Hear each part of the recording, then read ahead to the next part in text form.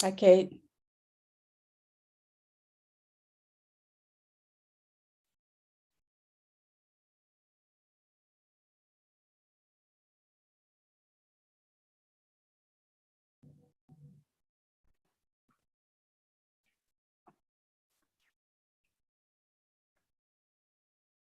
Lynn, can you say something? Yes. Good afternoon. Okay, good afternoon. I just want to be sure my audio is working. Thanks. Uh-huh.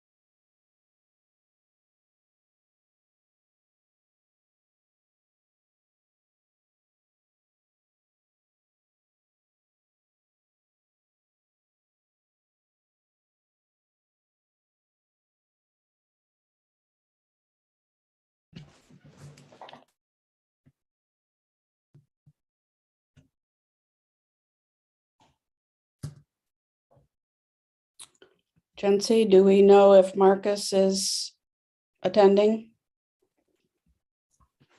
He did respond that he was planning to attend. Thank you.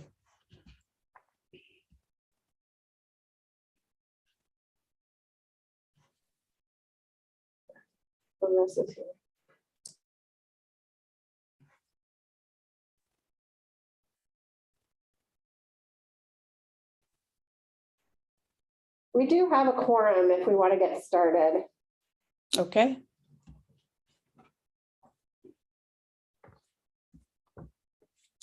All right, we'll call the meeting of the Wasco County Planning Commission to order. Could I have the roll call? Russ Hargrave, Here. Vicky Ashley, Here. Chris Shano, Here. Lynn McIntyre, Here. Kathleen Willis, Sorry, guys, here. and Daniel Doherty, sorry. Here. And I'm Kelly Housley Glover, staff, and we also are joined by Jency Smith and Krista Harris, staff. Okay, thank you. This meeting is being recorded and will be publicly available. All participants must mute themselves unless they are speaking. Lines providing feedback while not speaking will be muted to ensure that others can hear. Only you can unmute yourself using the mic icon. If you are participating by phone, unmute yourself by dialing *6. Participants behaving inappropriately will be promptly removed from the meeting.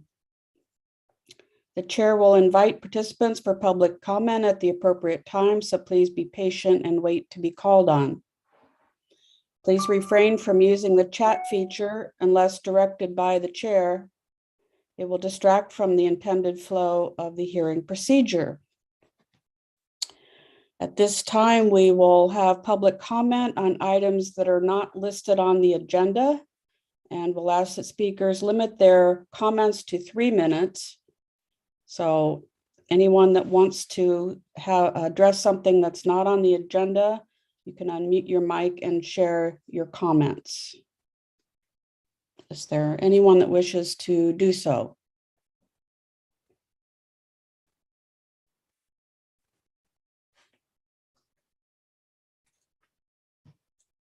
Okay, if not, we'll move on to the next item, and that is approval of the past minutes of December 7th, 2021. Does the commission have any revisions or corrections to the December 7th meeting minutes? Madam Chair, I move that we approve them as submitted to us. Thank you. Do I have a second? Seconded. Marcus, thank you. Any further discussion on the minutes? If not, all those in favor of the motion say aye. Aye. Aye. Aye. Opposed, same sign. Okay, minutes are approved. This time we will have our much awaited election of officers. So our vice chair has agreed to move up if that is the wishes of the commission members, take on this wonderful duty. So do I have any motion from the floor for a chair? I move to make Kate Willis the new chairman. Is that what I'm right? Thank you. Do I have a second? I'd second it. Any discussion? All those in favor say aye. Aye. Opposed? Okay, ayes have it. Kate, you have the wonderful duty of chair for the next year. Okay. And shall we go ahead? Do you want me to go ahead and do the vice chair thing? Yes, I would. Okay. I All right. appreciate it. At this time, we need a nomination for vice chair, and we want to make sure that we rotate these duties around the commission. So could I have a nomination for vice chair? I'll nominate Margaret Swift for vice chair. I'll second that. Thank you. All those in favor of the motion, say aye. Aye. Aye. Aye. Opposed? Okay, we have our officers for the coming year. So at this time, I'll turn over the imaginary gavel to Kate. Thank you. Thank you, everyone, for nominating us, and we plan on serving well, right, Marcus? I apologize. I did not receive any guidance in terms of where we are going now, other than where I know we'll be reviewing the bylaws. Is there, I apologize. I do not have a script here to follow.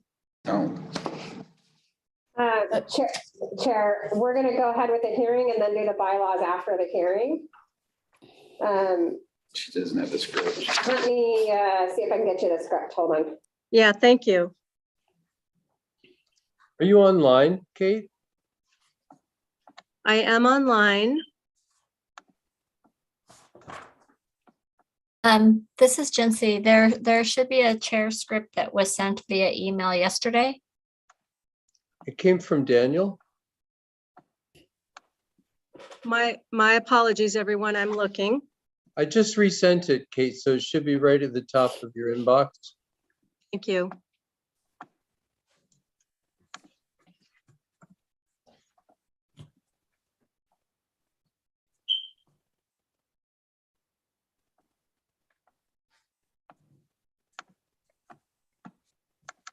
Okay, Russ, I have the one that you sent. Thank you.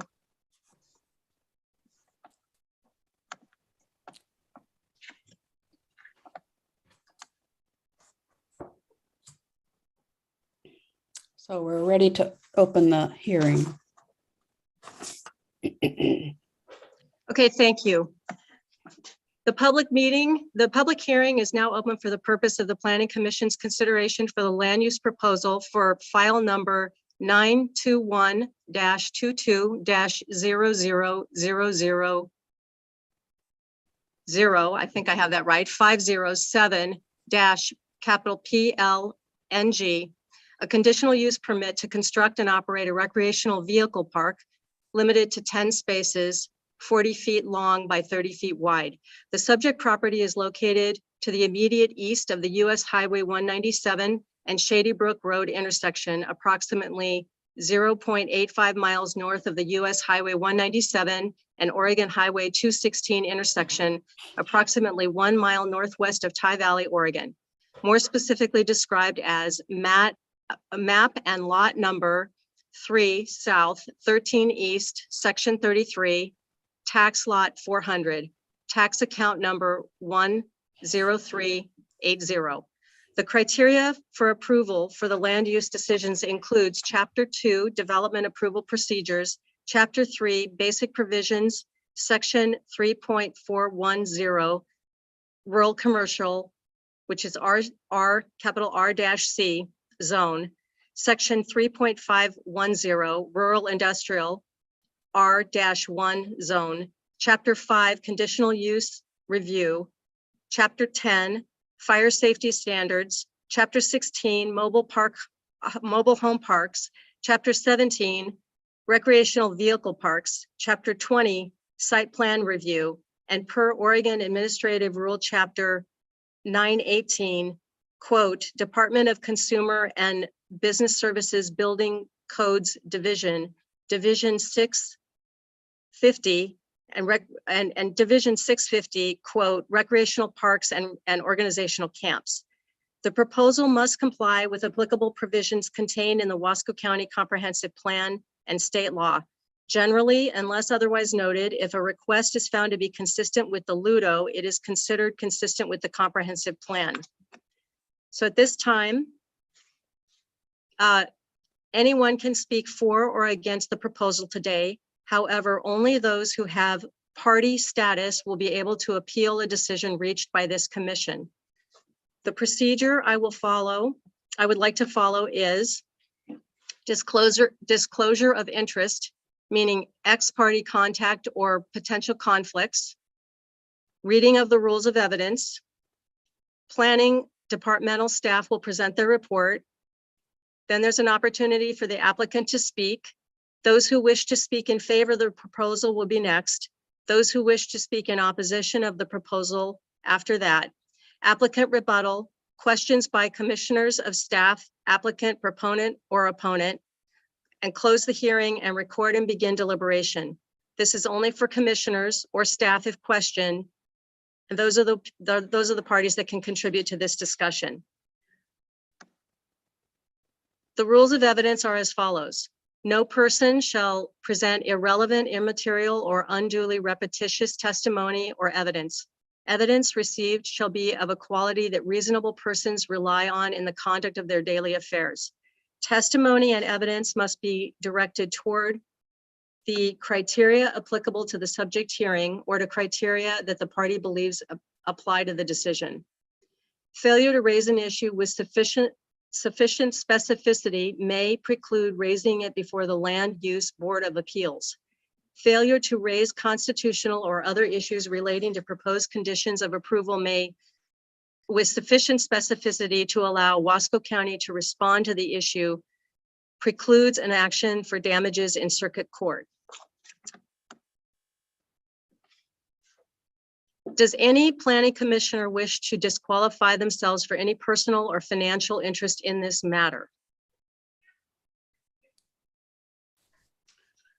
I believe I've already recused myself since I'm the one that's filing. I don't have I mean, Mike and I are personal friends, but I have no financial interest in this, and I'm sure that I can make a unbiased decision on it. Okay, thank you. There's a follow-up question. Does any planning commissioner wish to report any significant ex parte or pre-hearing contacts? And staff is not ex parte and does not need to be disclosed in this situation. They're not ex parte.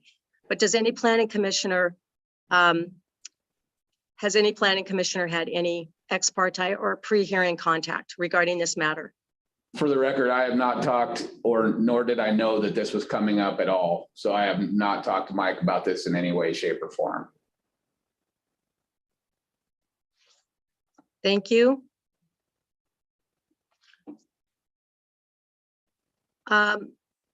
Let's see, for the record, have any commissioners conducted a site visit to the subject property? And if yes, then please give your name, the substance of what you saw, who you talked to, and the substance of the conversation. I've been by the parcel several times, but I've never been there in order to look at any sort of RV park or anything like that. I just know where it is. It's right off the highway. Okay, and Commissioner Shano, could you please just identify yourself for the record, please? Sorry, this is Commissioner Channel. I've been by the property. I have never looked at it for any reason, but I know where the park, I've been by the property several times. It's right off the highway. Okay, and did you talk to anyone? Commissioner Channel, I've never talked to anybody about an RV park, period, nor did I even know this was coming up until I got it in the email. Great. All right, thank you. Now we're moving to party recognition. Anyone can speak for or against the proposal today.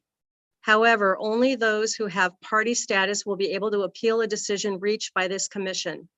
A party is defined in section 1.090 as an applicant and all owners or contract purchasers of record as shown in the files of the Wasco County Assessor's Office of the property which is the subject of the application.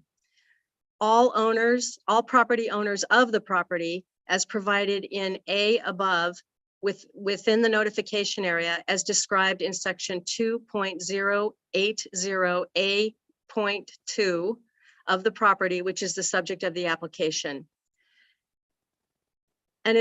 A citizen advisory group pursuant to the Citizen Involvement Program approved pursuant to ORS 197.160. Any affected unit of local government or public district or state or federal agency. Any other person or his representative who is specifically, personally, or adversely affected in the subject matter as determined by the approving authority and in ORS 197.8307B as persons who appeared before the local government, special district, or state agency orally or in writing. And next we have the staff presenting their report. Please, staff, will you please present your report? Thank you, Chair. Just 1 second.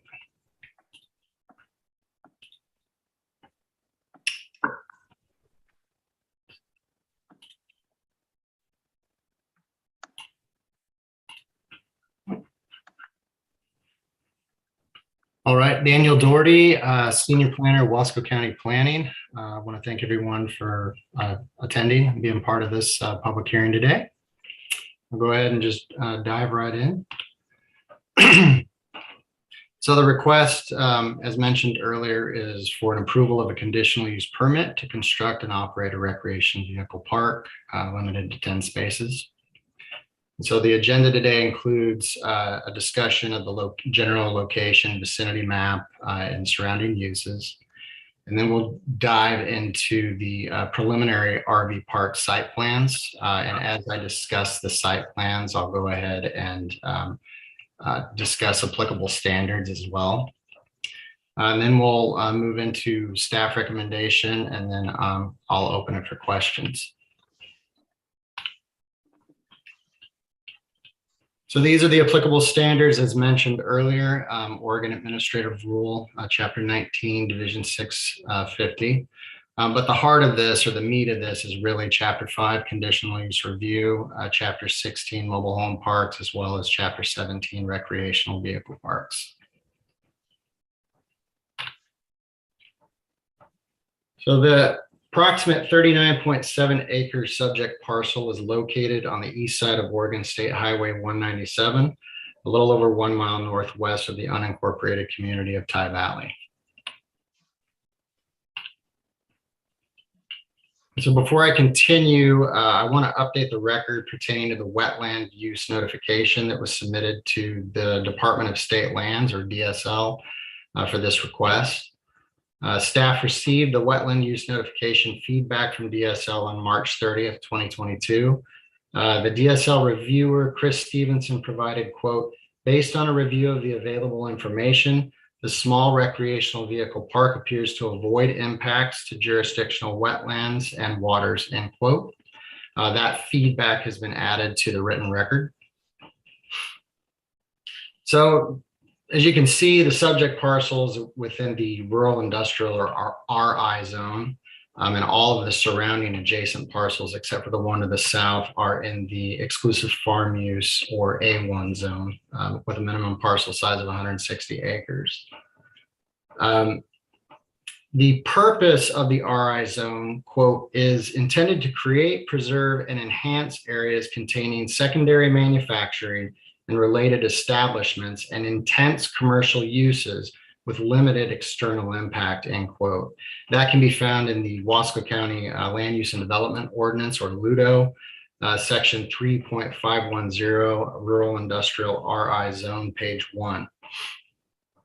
So essentially, specific new industrial uses are allowed under a ministerial or a low-level application in this specific zone, with heavier industrial uses being allowed under a subject to standard land use review and decision. Those are more mid-level, usually administrative decisions.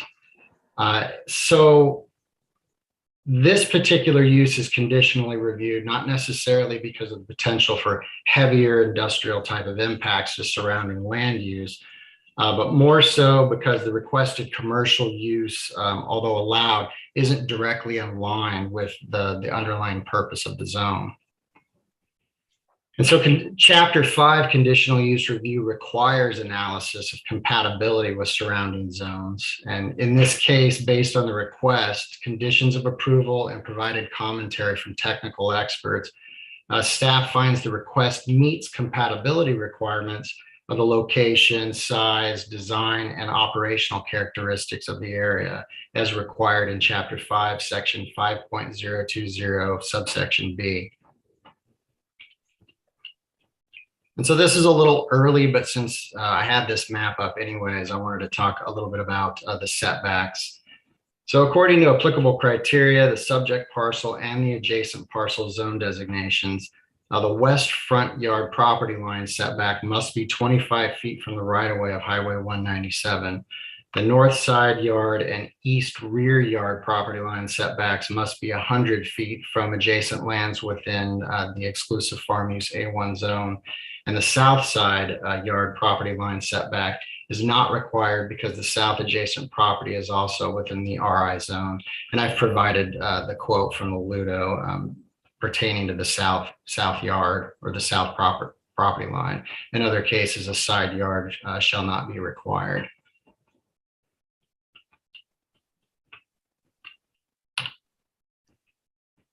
So now we're going to just dive on into the preliminary site plan and applicable standards.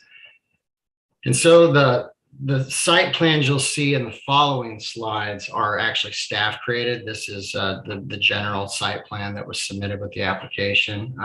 The following site plans, they're based on the submitted plan, overall plan that was submitted with the application. But it's just easier to illustrate the overall plan in multiple maps, if you will.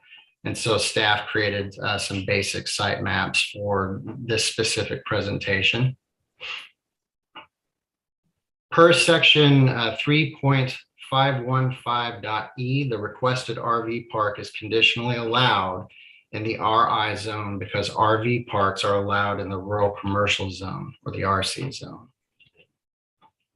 So because Chapter 17 recreational vehicle parks does not contain RV park general design standards, Chapter 17 requires that RV park proposals meet applicable Chapter 16 mobile home preliminary and final design standards. So staff utilized applicable criteria within the Oregon Administrative Rules, Chapter 918, Division 650, which establishes minimum safety standards for the design and construction of recreational vehicle parks and organizational camps as authorized in ORS 455.680. So it's also important to remember that the strict preliminary and final design standards required for a mobile home park are many times not necessarily applicable for this recreational vehicle park.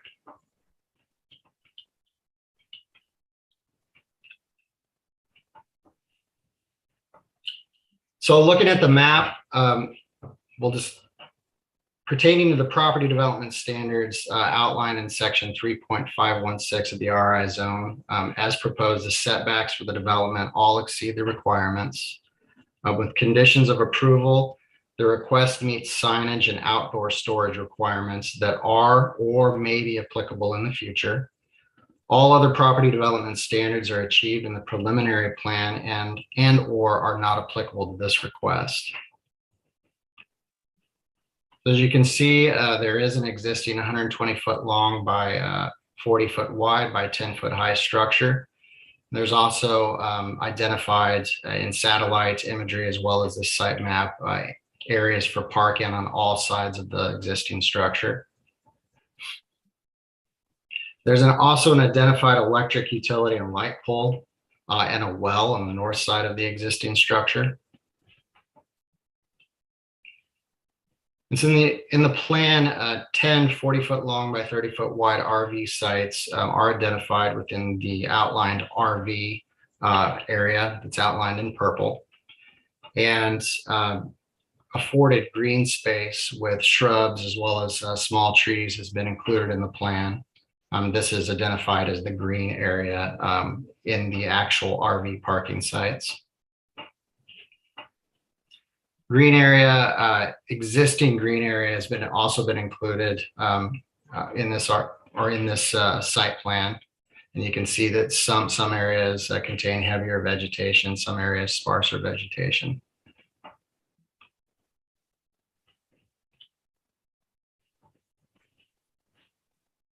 So ingress to the proposed RV park will begin from US Highway 197 and proceed through an approximate 32-foot entrance area and gate on an existing gravel driveway for approximately 490 feet. And this is a two-way street.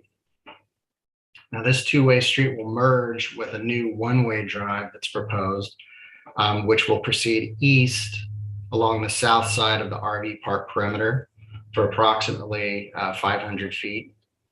In which case it will turn north 225 feet and then head back to the two-way street for egress back onto Highway 197.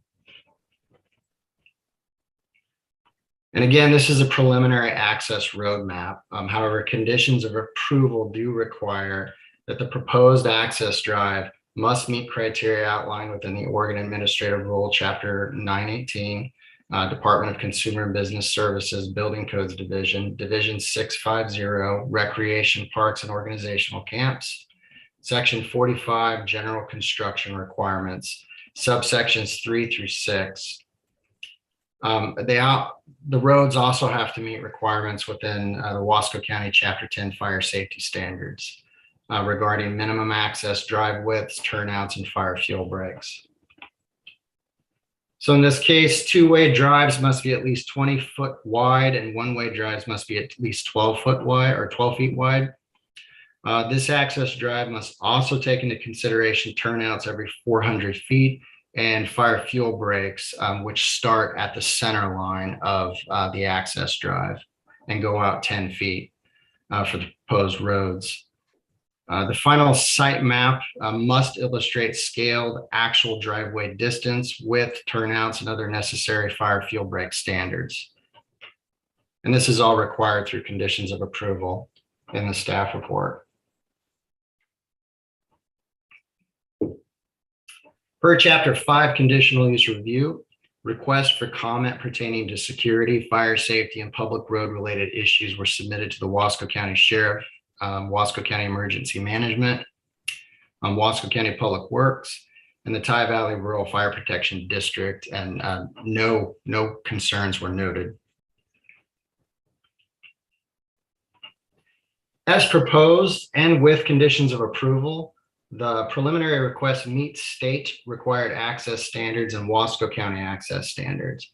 Additionally, as proposed and with conditions of approval, all fire safety standards outlined in Chapter 10 have been met.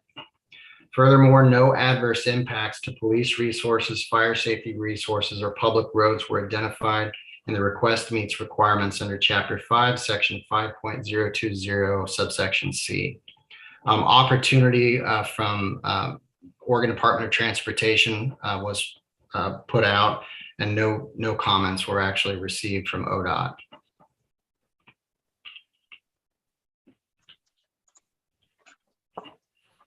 So much of the required utility and septic infrastructure currently exists on the subject parcel. Planned utilities and septic that will serve the proposed RV parking sites are outlined on this third preliminary site map. Pertaining to Chapter 5 conditional use review, impacts to sewer and water facilities are required. So comment was requested from our former North Central Public Health District Environmental Health Specialist Supervisor, Nicole Bailey. She provided comment on November 8th, 2021 concerning the request. Quote, a recreational vehicle park is licensable under public health law, which will, upon its opening, place its general operation under local public health oversight. At this time, I have no qualms with them moving forward, although they will need to meet our requirements down the road, to which I recommend them consulting with us, North Central Public Health District, when they get closer to operation to obtain a license seamlessly, end quote. And those comments can be found within the staff report as well.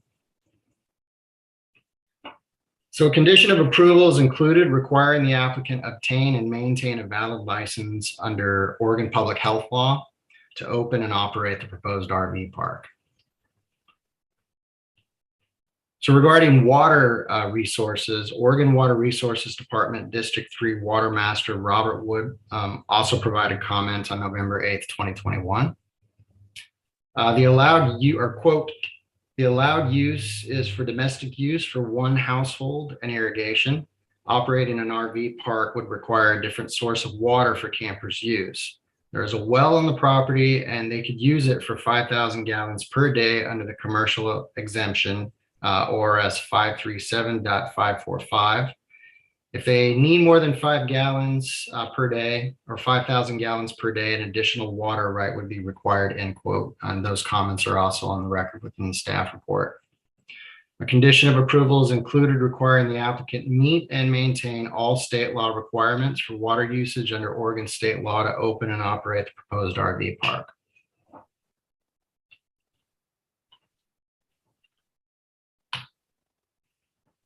All right, moving on to the fourth preliminary site map. So this is really just about proposed vegetation. So vegetation screening is required for noise mitigation under Chapter 5, which will be achieved through a combination of conditioned quiet hours of 10 p.m. to 8 a.m. And proposed vegetation planting along the existing site fence and the planting of small trees and shrubs in between the individual RV parking sites. Conditions of approval require planting and continued maintenance of vegetation as required in Chapter 5 for noise mitigation and Chapter 16 mobile home park section 16.040 subsection F.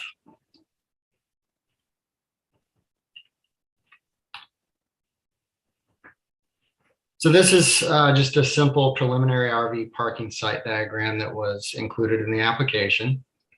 Regarding the preliminary RV parking site diagram, the applicable Wasco County criterion is found within Chapter 6, I think it's 16 mobile home park section 16.040 subsection H that provides area space requirements for mobile home sites. These requirements, of course, are not applicable to RV parking sites.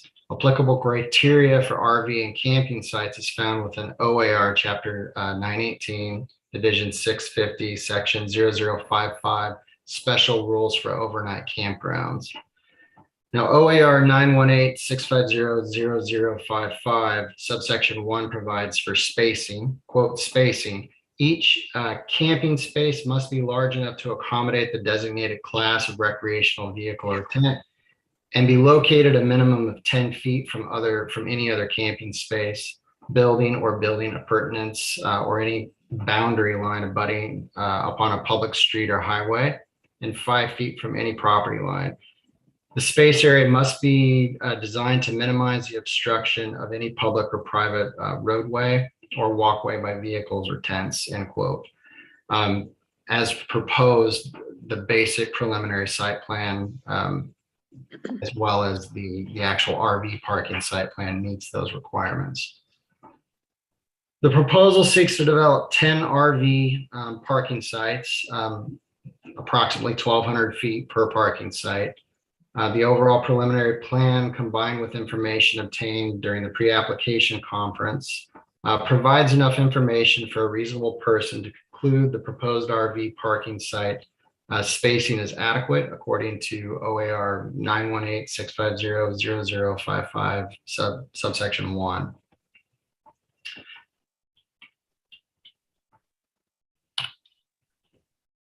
So the staff recommendation is to approve the preliminary recreational vehicle park with proposed conditions as submitted by the applicant. And I open it up for questions.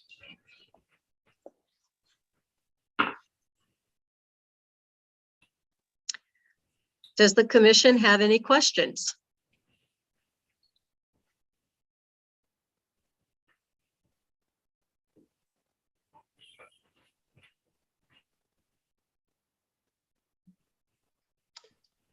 I do not. The report was very thorough and clear. So thank you, Daniel. Okay, hearing none, no other questions from the commission.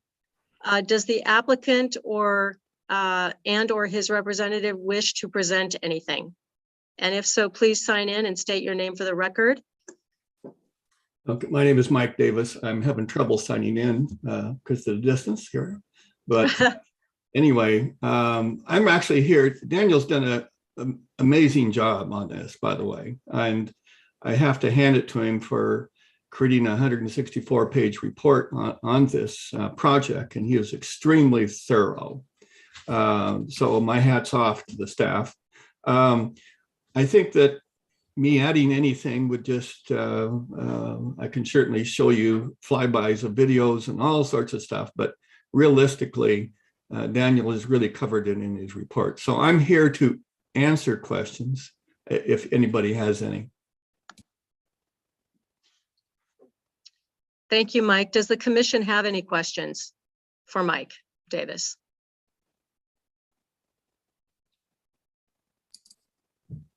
I have one. Yes, please, Commissioner McIntyre. Just curious, the building that's already on the property, what is its use been? And then how will it be used in the future related to the proposal? I believe I read that part of it's going to be used for the restrooms. Is that correct? Yeah, it's a very good question, Lynn. That building historically has been there since the early 50s when there was a rodeo grounds. And since then, I have remodeled it a few times, brought it to code so that it could be used commercially even way before this. So the south end of the building is fairly distinguished, that you can see that that's all brought to code, and it's all offices, and it has 2 bathrooms there. Okay, a men's and women's bathroom. And it also is ADA compliant. And it's also has a outdoor light there as well on that end of the building. And those are going to be used as bathrooms for men and women who come into the park, need something, hasn't set their RV up or whatever, but it's going to be used as such. It's going to be a shared office. The center part of the building is leased out to JMS which is a turbine wind company who revamps turbines, and they're using that facility as some parts repair, this type of thing, as it's a bona fide commercial building. On the very north end of the building is a sort of, I'd call it a community kitchen. And so that access is both for the RV people, which would come in if they need a kitchen or need Wi-Fi or whatever, as well as a washer dryer, which is on a separate septic system that's been there. So I think I don't want to go too far down the rabbit hole here, but did I answer your question? It will be used, by the way. Yes, I just had another follow-up question, and that is, will there be an on-site manager, or is this going to be remotely managed? Well, initially, I am definitely putting in remote security, okay, just like I've done with all my other buildings. And so it's attached to my hip as well as my wife's, so that we know what's going on. There is one gentleman that we're going to probably put in there that's sort of, I would call him, I mean, he's going to rent just exactly like everybody else does, but he will sort of oversee things so that nothing abnormal happens. Thank you. You're welcome. Okay, thank you. I have a question, one slight question. Will there be a time limit of stay on these campers? The answer is no. The RV park is not a, we don't see it as a stay forever, Vicki. Okay, what this is designed for is the pressure that we are, and probably you are as well, getting from our solar people, because they got people camping out on A1 property that shouldn't be, So, and I've limited this for a couple, and I think this is another point to put, that I limited it to this 10, and I don't think that, and it's based on two things. One, I want a low impact to the community. I'm not after, putting in a 10,000 sites or whatever, I want to really limit it, low impact to the community, but on the other hand, bring access to the local stores, et cetera, in a friendly sort of manner. And the second thing is I wanted to limit the use on the existing sewage systems, because I didn't want to have to go out to a very large system, because it would sort of break the bank. So that's why I brought in Nicole before I even thought about, should I move forward to see if it can handle it. It's a brand new commercial system that's in there. And so the 10 stalls are basically, that's to me a nice balance between, the sewage systems and low impact. And second of all is that I already got more than 10 people that signed up for these things already, so it's, and these people, Vicki, probably will be here for a couple of years. They tell me 16 months max now, but. Yeah. And then the only And thing, is it going to be year round? yes. Okay. Yeah. And like I said, that's why I kept them into close proximity to the building. Yeah. Easy roads, and it's flat, and it has a base rock in it already, Thank you. You're welcome. Any other questions for Mike? Okay, great. Are there any persons who wish to speak in favor of the request?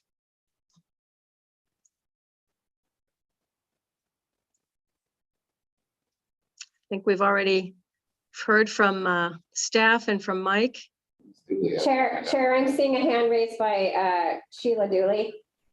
Oh, thank you. Thank you. Yes, Sheila, please. 3300 Vincel Road, Mosier, and I think it sounds fine. I did have a question. Maybe Daniel covered this in his report, but is it going to be fenced in from the highway, so like dogs and kids can't run under the highway? Or maybe you covered that? Actually, I don't think you did, but it is install ready. Okay, good. And primarily because when I had the alpaca ranch in there, we had to avoid letting the alpacas go out on and to the road. And they're some of those alpacas are sneakier than a 3-year-old. So we had to fence that off really well. And also is that not saying that we're going to have animals. There is an actually interior fenced area that's a really good fence to keep. I'm thinking about putting goats in it just to keep the goat heads down. Okay, well, thank you. Welcome. Great, thank you.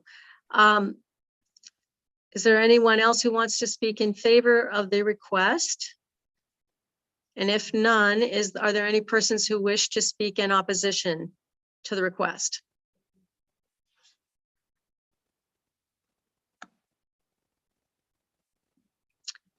Okay, hearing none, we don't need any rebuttal of that testimony since there was none. Does the commission have any other questions for anyone, including staff?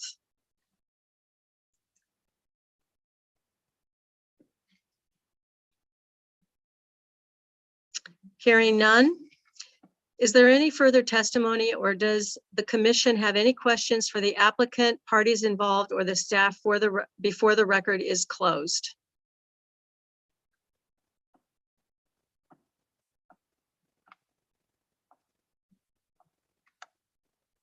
Okay, if there is no further testimony and no request that the record remain open, the public hearing is closed and the Planning Commission will enter into deliberation.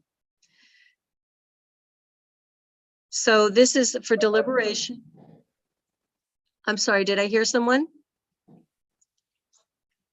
Okay, we're going into deliberation. This is for the Planning Commission only, and we can ask questions of staff, if any. Clarifying questions may be made to staff. No new information may be added unless the hearing is continued. And a specific request is made to staff to obtain additional information for the Planning Commission's consideration. We haven't heard any of that. Are there any questions that the commission wish to ask staff as we're deliberating? Or I'll open it up now to deliberation, please.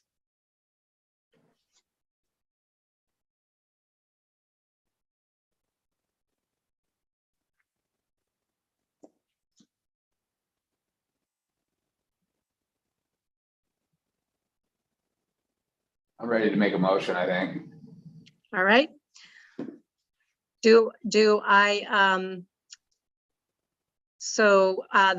motions that could be made is approve the proposed recreational vehicle park plan as submitted by the applicant with the recommended conditions of approval, or B, approve the request with amended conditions and findings, or deny the request with amended conditions and findings.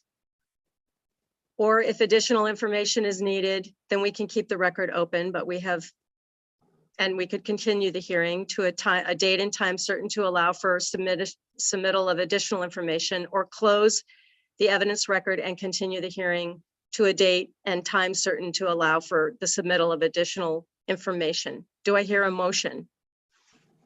Commissioner Shannon, I'll move to approve the proposed recreational vehicle park plan as submitted by the applicant with recommended conditions of approval.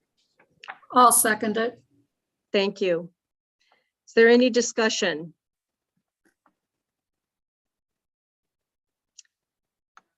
Hearing none, I'd like to hear a vote. All those in favor, please say aye. Aye. Aye. All those opposed, please say nay.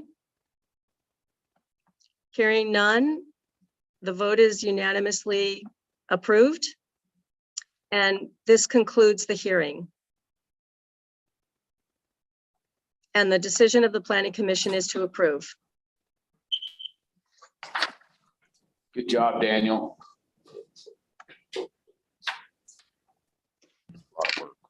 Okay, well, thank you.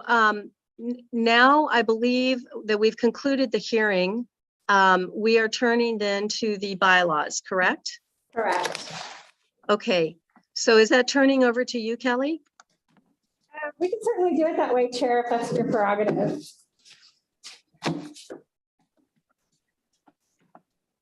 Yes, I would like to do that, if you're willing to do that. No, of course. So I think everybody on the commission, you've had a long and storied history with these bylaws. Angie brought those before you several years ago. We've made a couple tweaks based on feedback from commissioners. But I don't really have any other input or feedback about this. My main goal is to, again, make sure that we have a clear, updated, transparent reference document. And also, I think more critically, we'd like to remove city representation because that's been kind of a challenge. They have a lot of turnover and in all the planning commissions in Wasco County. So I think it'll just help us be able to advance the selection committee a little bit more quickly. So I'm happy to answer any questions or would love to open it up to commissioner feedback or questions at this point in time. So, Kelly, what are the key changes then, just at a high level? A lot of it is reference updates. So it's sort of streamlining the language and making it consistent with how you guys have functioned. Status quo, I think we're codifying the fact that we've started this rotation process, which we've been doing now for a couple of years to make sure that everybody has an opportunity to be chair and vice chair. So that's now part of this document. Like I mentioned, we're removing a city representative from the Planning Commission Selection Committee. And again, that is just to alleviate some administrative difficulties with that. There are, you'll remember I presented a while ago a PC evaluation form. So the past director really thought it was important to be able to give you commissioners evaluation forms just to make sure we're having an open dialogue about performance and any concerns, but also to celebrate successes. Because you guys have been really busy the last couple of years and we want to make sure to stop and celebrate successes. Something that Chair McIntyre had some questions about were who has the authority to dismiss a member if attendance is an issue. We've shifted that so Planning Commission actually has the ability, if it's just an attendance issue, to dismiss a commission member, but the bulk of the authority in terms of dismissing a member for any other sorts of potential conflicts or other improprieties would be at the board. And then we've removed, a few pieces here and there based on some recommendations from County Council. And the other thing I will say is that this hasn't been updated. The last page, the signing document, that will need to be adjusted for our current chair of the board, who is Kathy Schwartz. But again, honestly, not a huge revision, Russ. It's really just trying to bring it up to speed. Thank you.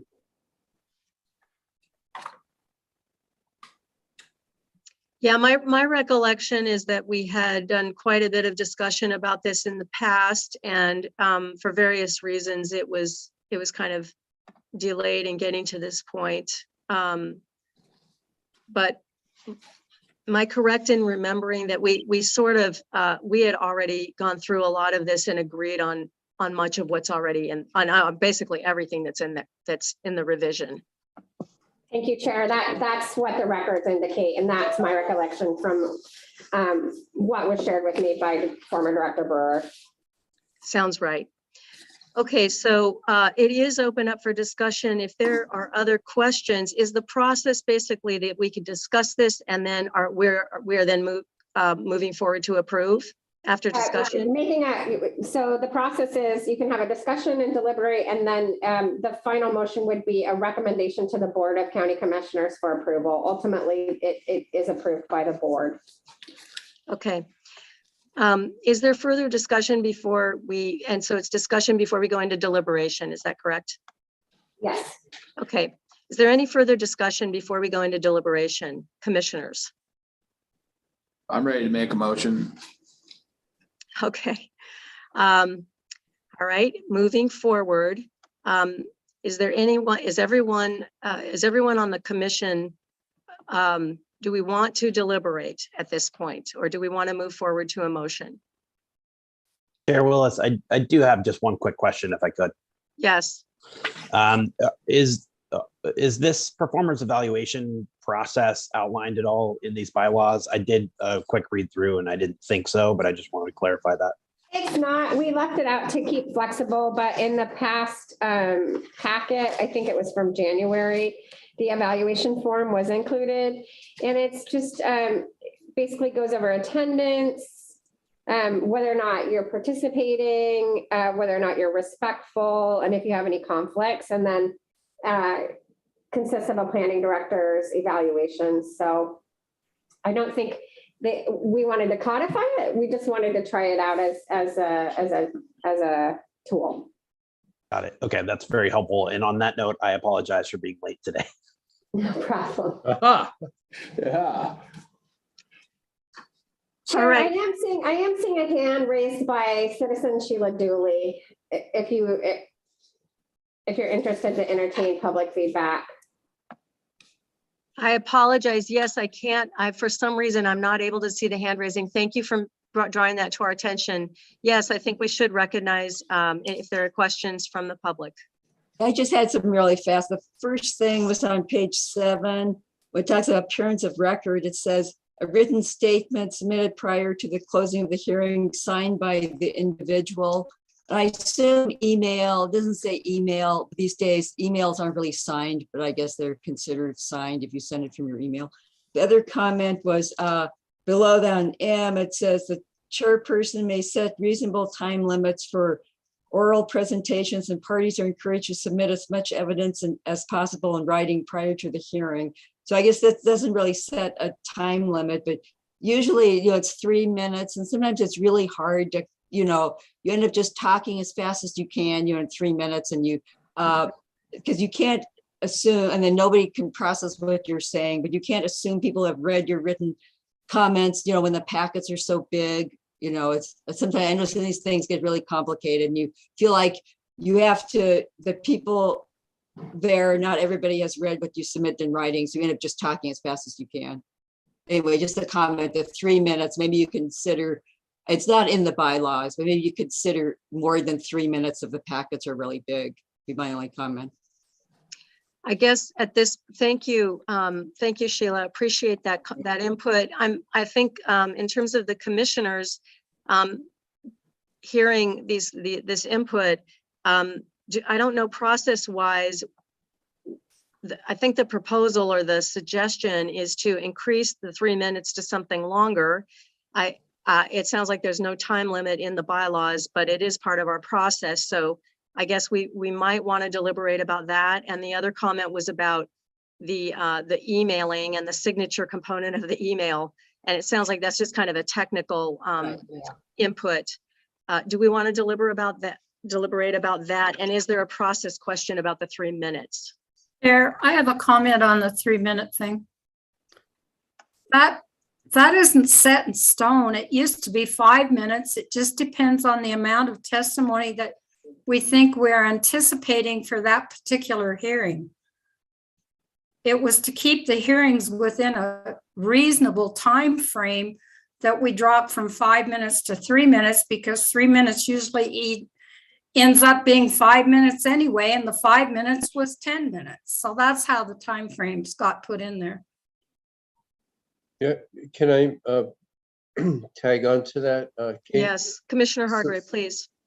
Yeah, my recollection is just as Vicky states, and I wanted to suggest that in what we actually do in practice is we scale it, as Vicky was saying, so that people can talk as long as they reasonably want to. But it depends. And the 3 minute, The only time I remember that being a hard rule was for that railroad hearing where we had several hundred people in the audience. And the reason we went to 3 minutes and actually timed it and held to it in that case was just in order to have an orderly meeting and to let everyone speak. But what we really should be doing is giving people the time that they need based on the substance they're trying to communicate, and also based on the amount of time it's going to take collectively, because the meeting does need to get finished, is part of having an orderly meeting. So the 3 minute to me was on the extreme end of the spectrum. And I only remember the railroad hearing really calling for something that strict. I guess I'd like to make a distinction between the language that's in the bylaws and then the process that we follow as we're doing a hearing. So, the question I think before us right now is there a recommendation that would go to the county commissioners related to these bylaws? And is there any change we want to make related to the bylaws itself? It's Before we not go. in the bylaws, so. Right. It's just in our process. I believe you have a motion on the table anyway. Yeah, I think. Okay. Okay. The motion, please, could it please be stated in terms of is there a recommendation to take it as the bylaws as is to the county commissioners, or what is the motion, please?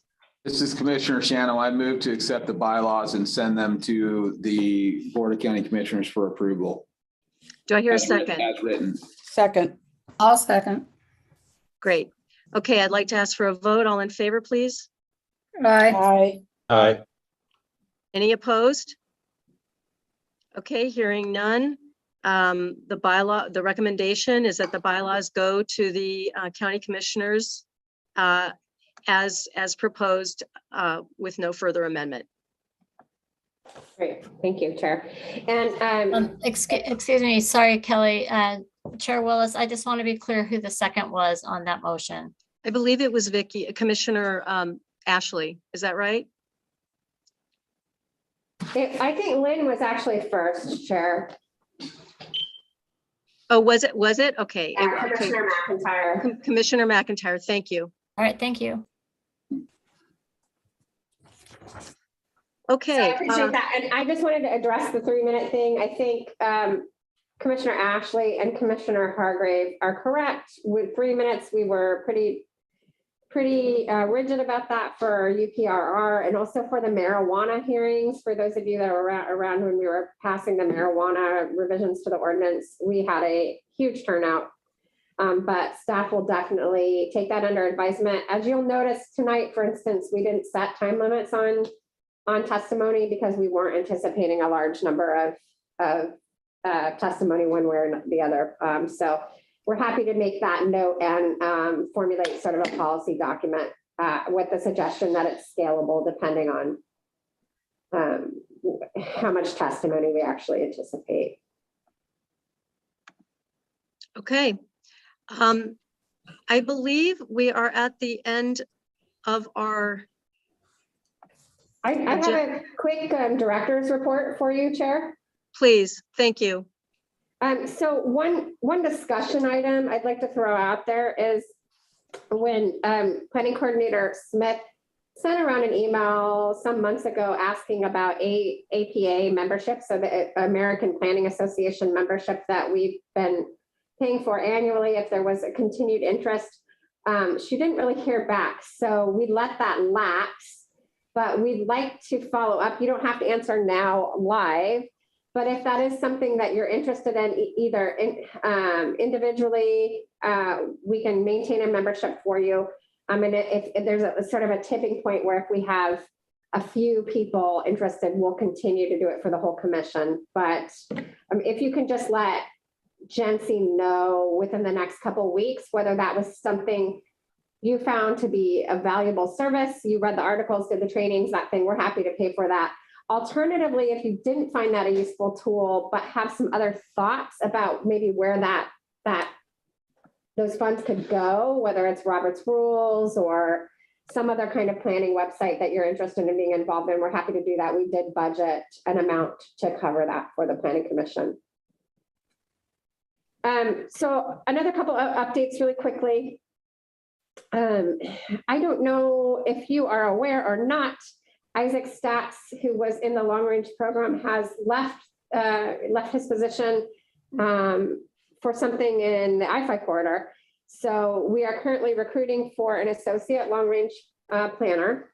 We are also continuing our search for either an assistant planner or an associate planner for the current planning program. We do have some interviews scheduled for this week for an assistant, but we're continuing to look. Some of you may be familiar with us in your day-to-day lives and just watching the news and what have you. Recruitment is excessively challenging. Planning field is not immune to that, particularly for mid-range professionals. So we do anticipate, we're hoping we have some luck with the interviews this week, but we do anticipate the long-range position is going to be kind of hard to maintain or to recruit for. So if you know of anybody that you think might be a good fit, let us know. Director Housley Glover, is it a national search? We do have it out there on national websites, yes. Okay. And we've always generally gotten applications from all over. And in fact, this summer, I was actually corresponding with somebody out of Australia. So we've even gotten some international coverage and interest, and we're always open-minded about that. I think that the difficulty is that county doesn't necessarily pay relocation costs. So, and then housing is always, housing's always an extreme challenge. It was a challenge when I came to the county 6 years ago. It continues to be even worse. So that's, another strike against us when we're looking to fill these positions. We do have a code compliance officer. I'm going to be introducing her formally to the board at the end, the last board hearing in April.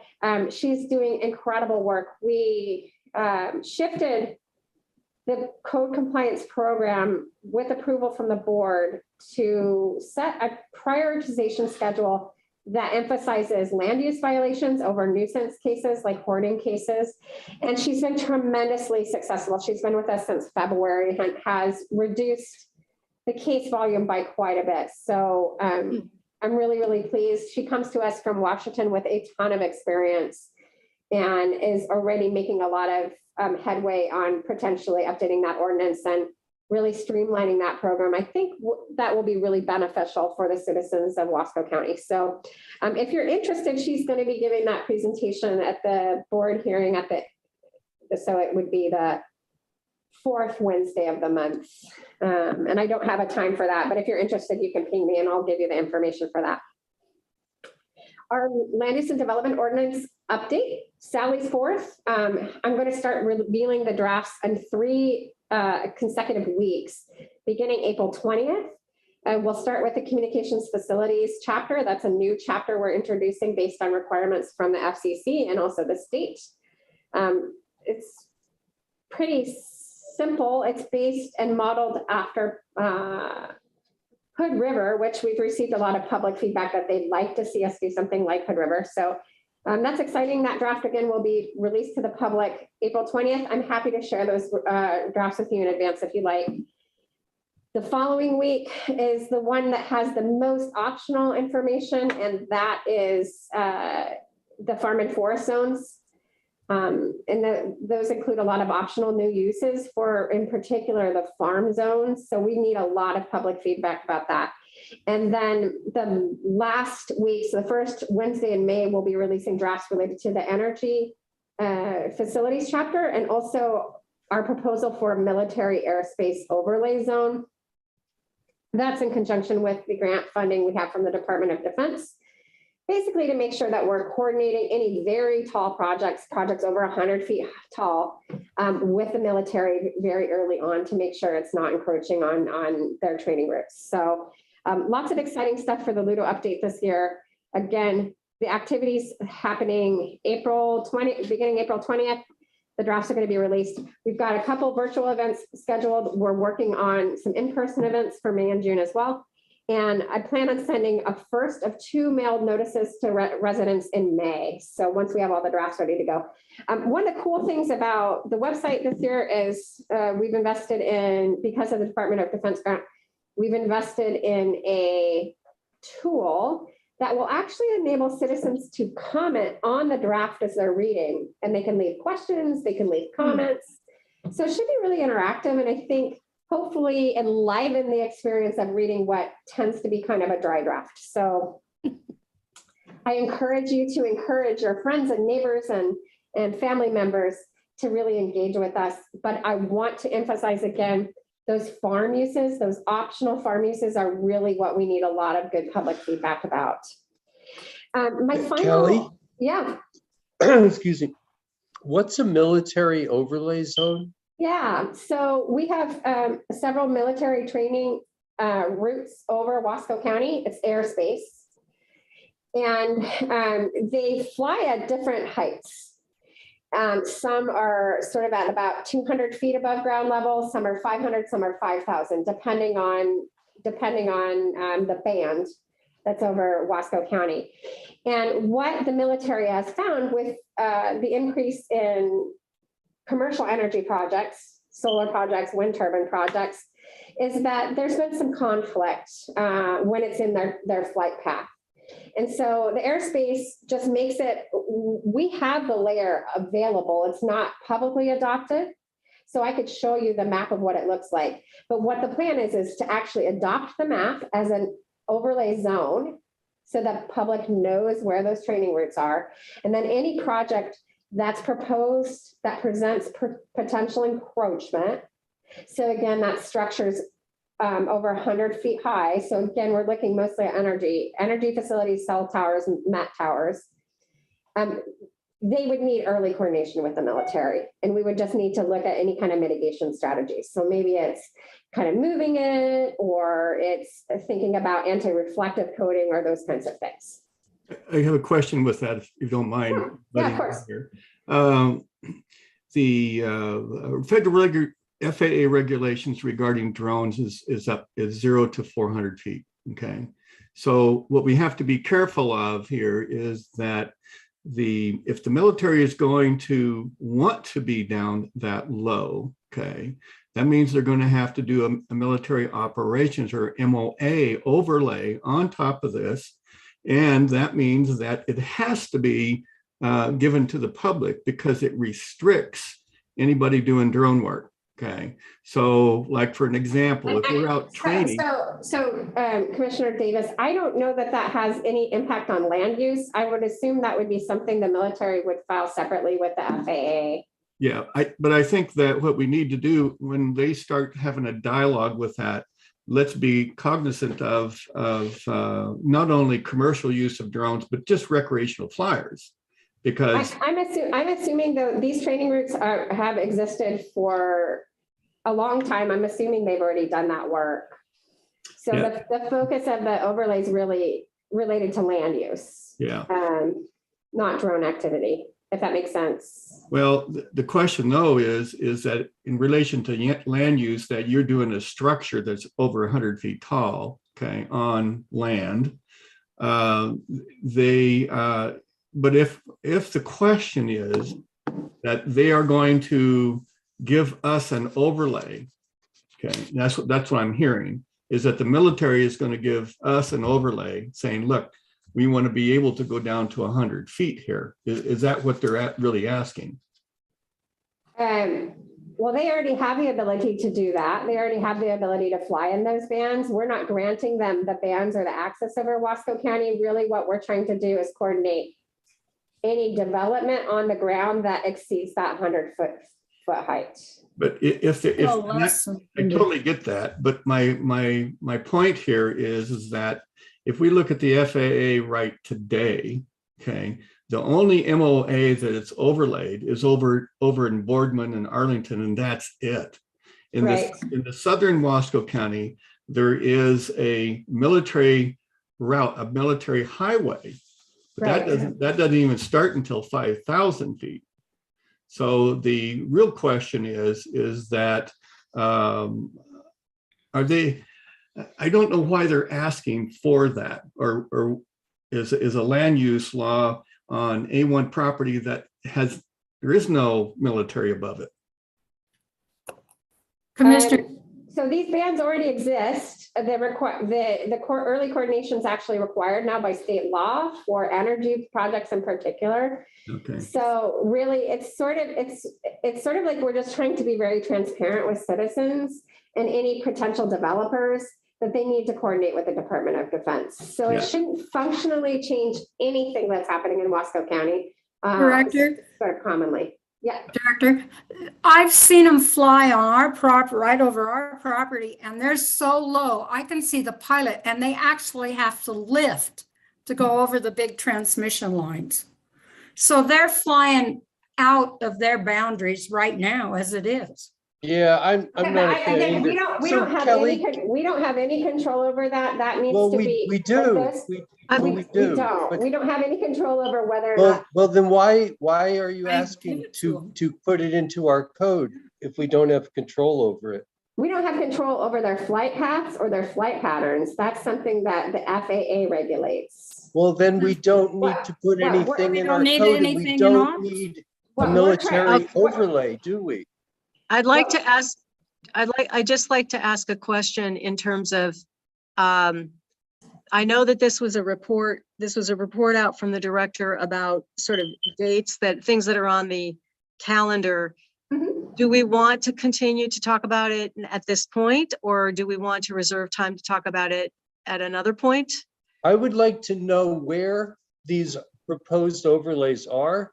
And Kelly earlier on said that she could show us where the existing routes are. I would like to see that.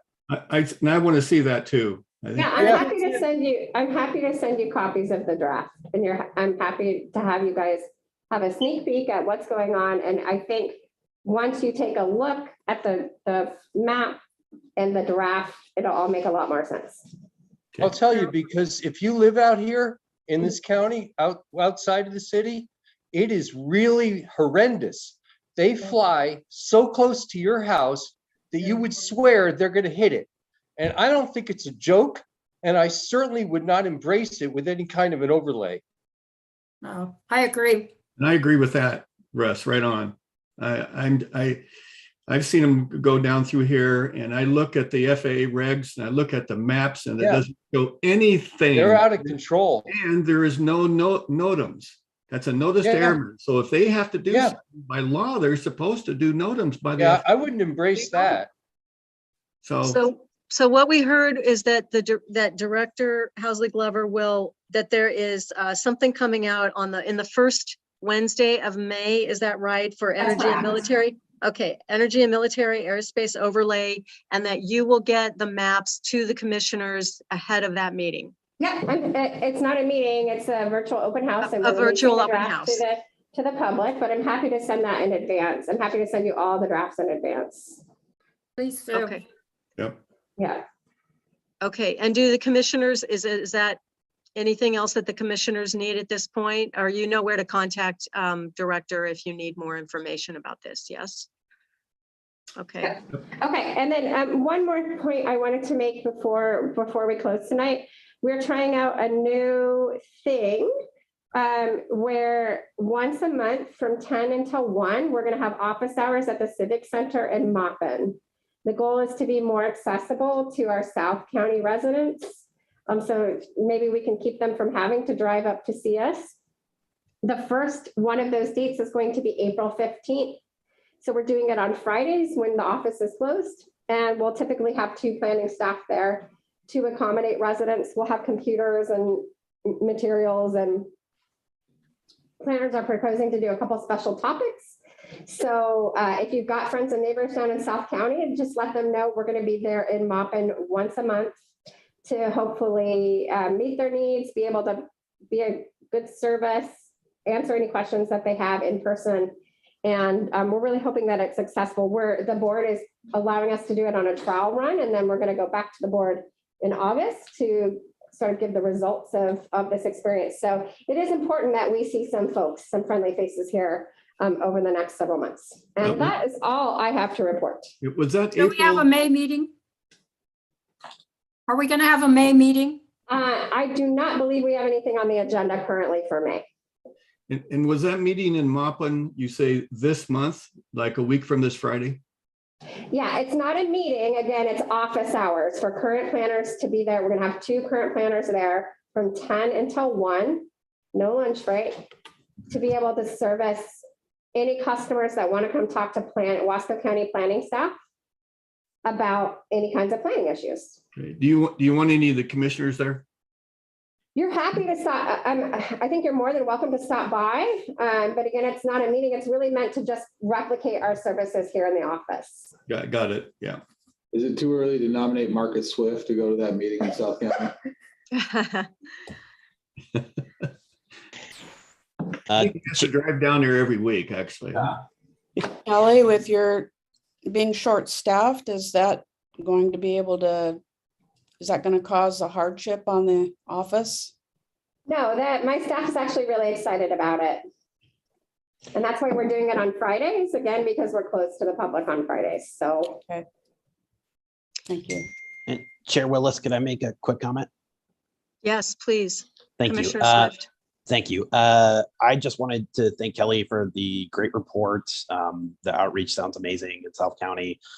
Back to the issue around staffing and the planning department, I think it's really vital that we as planning commissioners are communicating to the Board of Commissioners and the county administrator about the need for our county government to get more involved in the issue of housing in our county. Our planning department needs top quality candidates, and those candidates need quality, affordable housing. So it's a direct issue that's impacting our county government and its functions, and our Board of Commissioners needs to step up and get more involved. In my previous conversations with the Board of Commissioners and county administrator, I've been told that housing is not a county issue. And I could not disagree more. I mean, we're talking about trying to attract, and recruit good quality candidates. Those folks need a place to live. The county needs to get more involved. And I would just encourage us all to pass that along to the full commission. Thanks.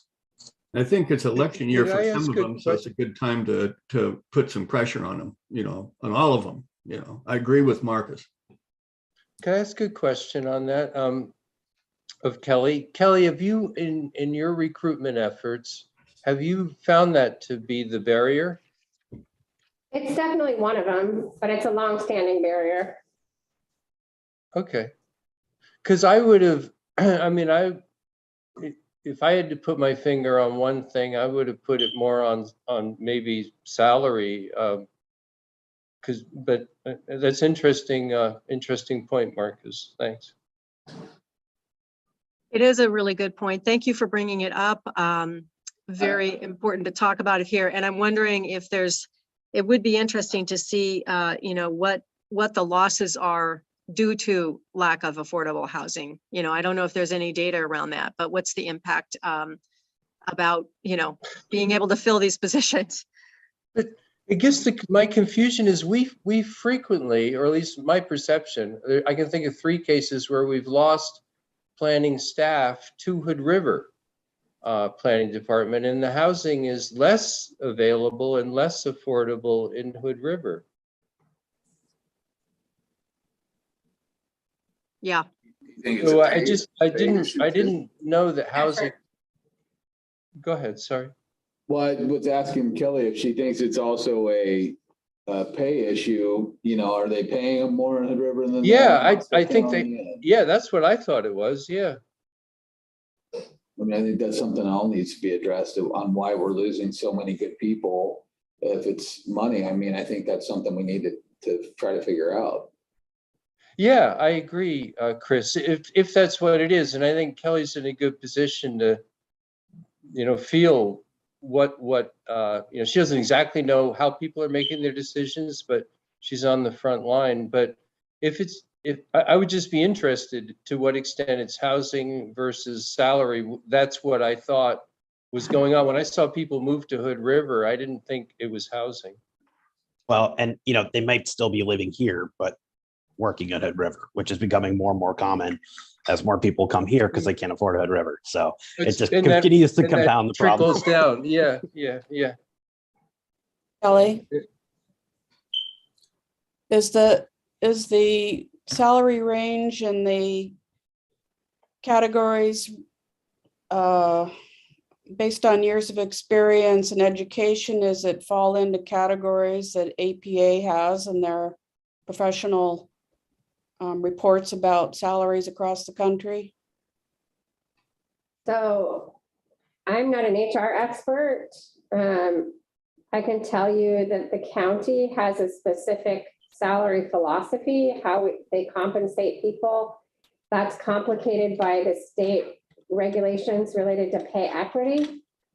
And we are in the process of having a salary study where we have an outside company pull basically comps for salary, and that's sort of how the process for how they determine salaries. But the compensation philosophy has tended to put us mid-range competitively with other jurisdictions in the state of Oregon. So we're not at the low end, but we're not at the high end. I have one last question regarding, trying to find staff, trying to bring it in, and it seems like that we have, for the last 2 to 3 years, we've talked about affordable housing, whatever affordable housing is, let's put it that way, because it seems like it's kind of like all over the place. But the question I have is that in the county, what do we really, who's doing something about it? I mean, we've talked about, the contractors can't afford to build inexpensive. We talked about this, we talked about that. We've had little meetings in Middle of Ty Valley. We had discussions around a cup of coffee, but is there a really formalized group that's commissioners or whatever who is actually physically doing something? And if they are, then who is that group, and how do we activate and support that group so that they can find housing, like say for if Kelly is right on to say, hey, come work here, and by the way, here's a great house for you, you know what I'm saying, and try to get that off people's checklist. I'm saying if that's a primary, then we should be really looking at that. So the question I have, who's the group? Who's the team? Who's the person who's the group that is spearheading bringing better housing opportunities, let's put it that way, for the county? Is there?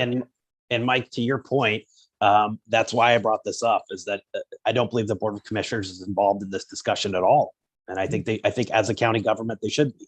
But also to answer your question, there's a couple of different groups that are having very intensive conversations around the issue of houselessness and affordable housing and creating more housing stock in the community. And I'd love to loop you in with those folks, because we're always looking for good, smart people to participate. So, well, if you want somebody smart, ask Russ,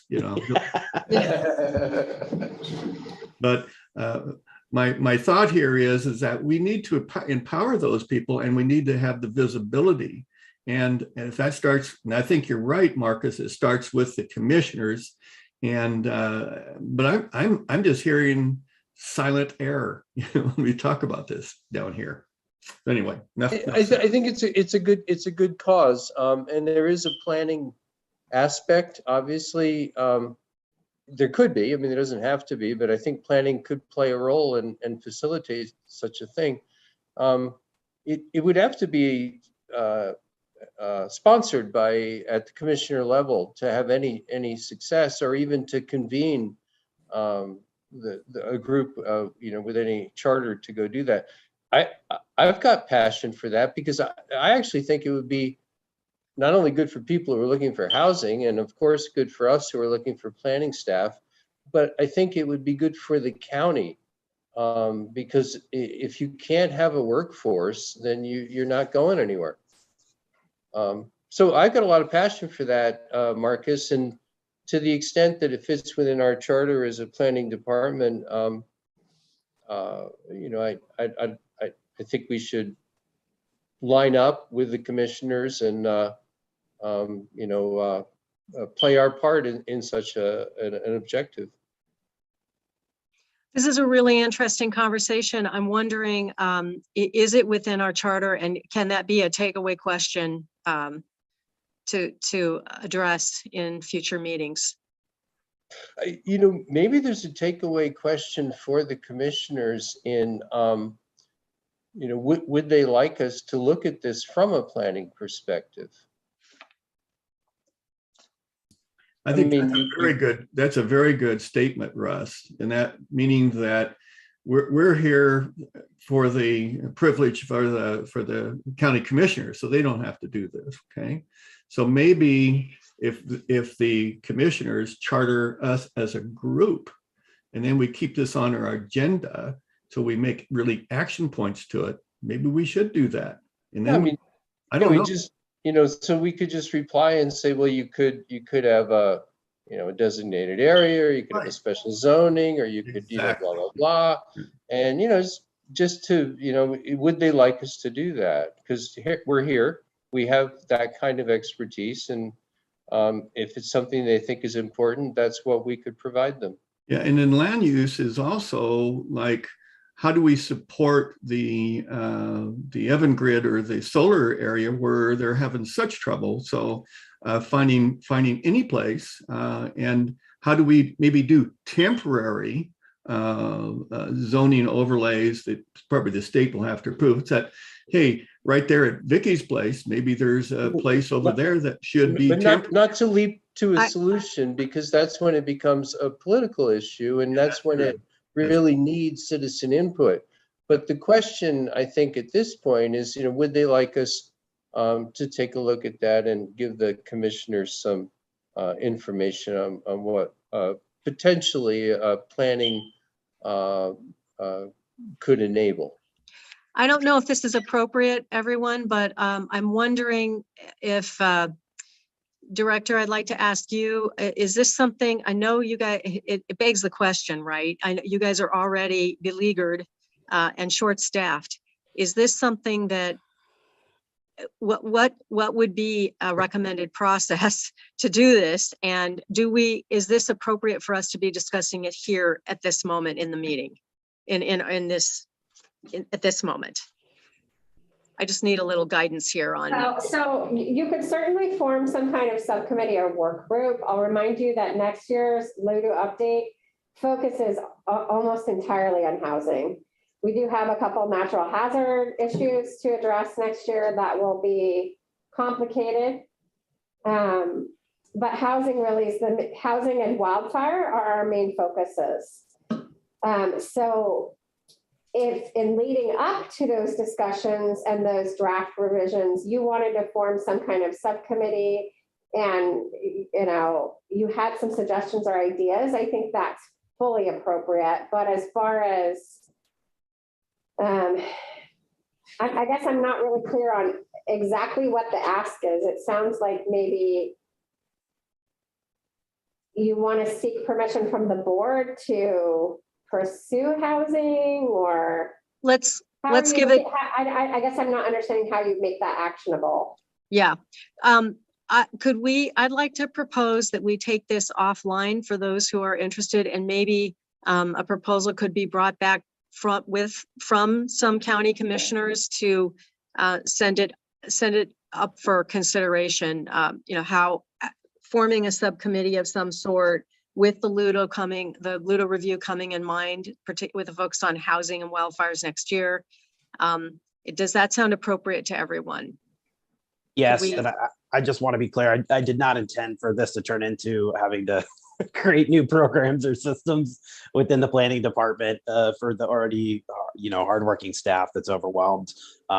For me, I think I was making a broader policy point about the fact that the Board of Commissioners is not involved in a lot of these conversations right now that are happening, and they should be. And that's, beyond that, if folks want to, form a subcommittee, and be happy to chat about that as well. But just, until political leadership at the top is willing to do stuff on this, I don't know that the county is going to make much progress on it.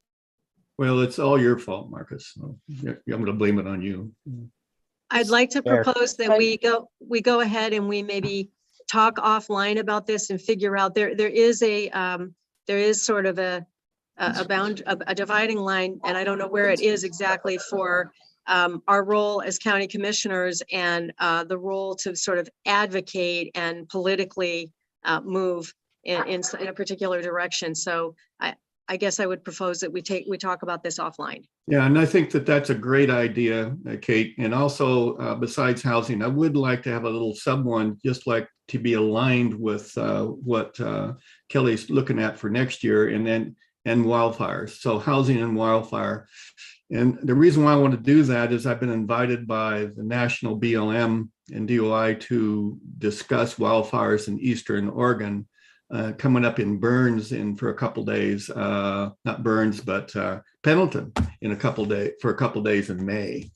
And so from there, at least I can bring back some information of why they're moving their wildfire central area to Boise, which they did because of the potential increase in wildfires that's going to happen in our fine state. So I'd like to maybe have a brief discussion of that, because there might be something there that we can help with.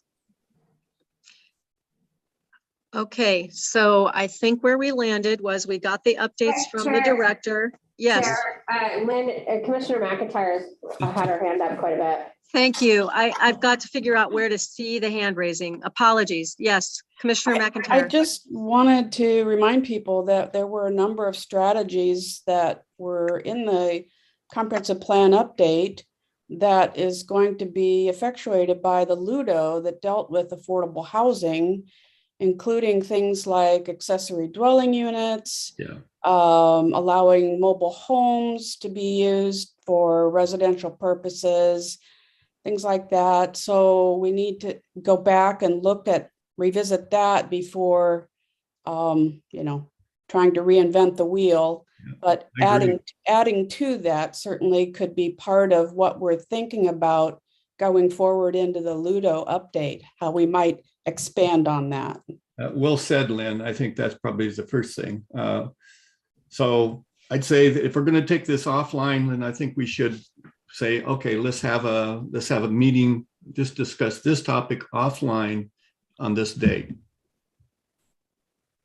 Okay, and we don't run into any process-wise, we don't run into any issues with this, right? This is just a topical, it's not related to a particular hearing or a particular anything we're going to have to deliberate about. Okay. All right, just to clarify.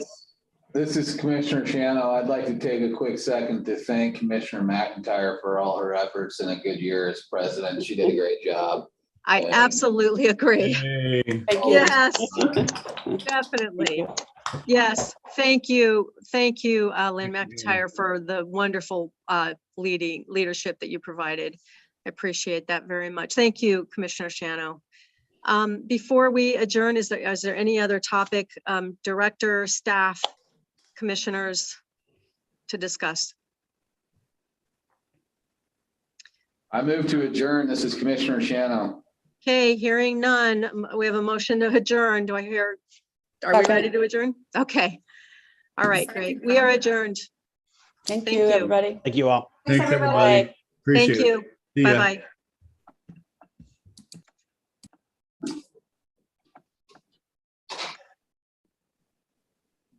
Jancy, do you need anything before I log off? I need who did the second on the adjournment? Lynn did.